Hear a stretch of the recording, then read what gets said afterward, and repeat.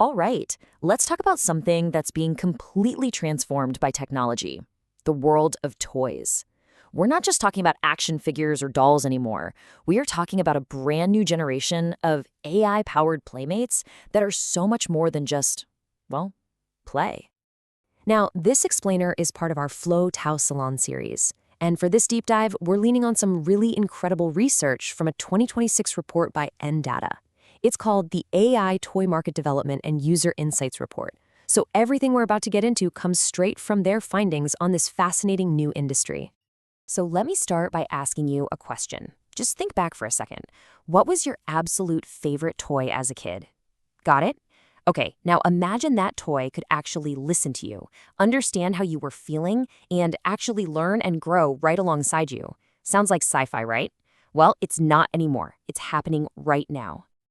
So what is an AI toy really? Well, it's way more than just a doll with a pre-recorded voice. We're talking about a device that's powered by large models. Yeah, the same kind of tech behind things like ChatGPT. But then it goes a step further, using things like emotion analysis and natural language processing, so it can have these really personalized, emotionally intelligent conversations. It's a toy that doesn't just talk at you, it actually listens to you. And you should know this is not some tiny niche market. It is absolutely exploding. That number you're looking at, that's the compound annual growth rate for the AI toy market, 53%. I mean, that is just a staggering number. It tells you we're in the middle of a massive shift in how we think about play. So with that kind of crazy growth, you can bet there's a full-on gold rush happening. The big question is, who's actually building these feature playmates for us? It turns out it's a really interesting mix of companies, all racing to get a piece of the action. And you can pretty much break the competition down into three main groups. First, you've got your traditional toy companies, right? They know how to physically make things and get them into stores. Then you have the IP and content companies. Think of the studios who own the characters we all know and love. And finally, you have the tech companies.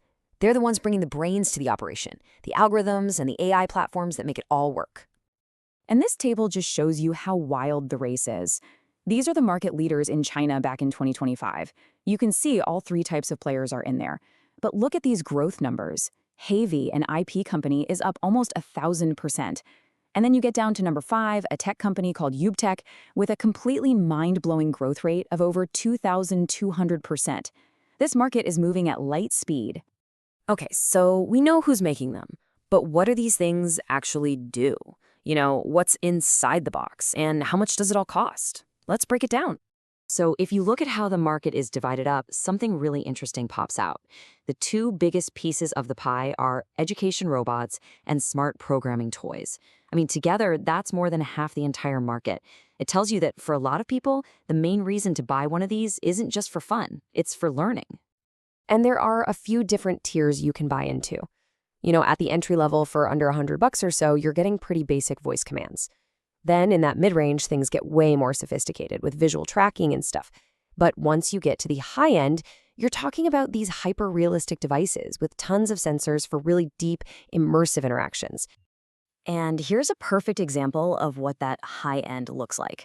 This is the Unitree R1 humanoid robot. They say it has embodied intelligence, which is just a fancy way of saying it can understand and interact with the physical world around it. And yeah, it costs around $4,000. This is really the peak of the market right now. Okay, this all leads us to what I think is the most important part of this whole story, the people. Who is actually buying these AI toys? And maybe more importantly, why? What is it that these toys are providing? I think the answers are going to surprise you.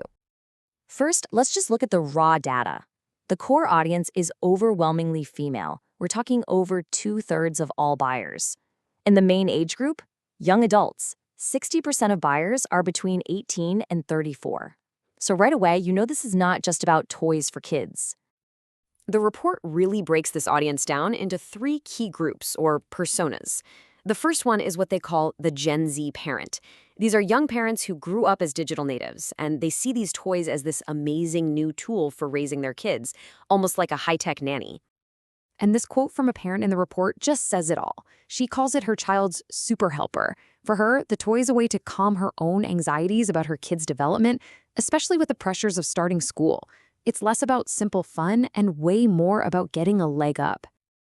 Okay, this second group is where things get really fascinating. It's the young adult who's buying these AI toys, but not for a kid. They're buying them for themselves. They're looking for companionship. So you have toys like this one, Fuzozo, that are designed specifically for self-soothing and managing your emotions. The report actually calls them emotional partners. That's a huge shift. For these young adults, the AI toy fills a very real need for connection, for comfort, and for having a presence in their life that's always there and never judgmental. And the third group points to another major change in our society. This is the adult child who buys an AI toy not for their own kid, but for their aging parent.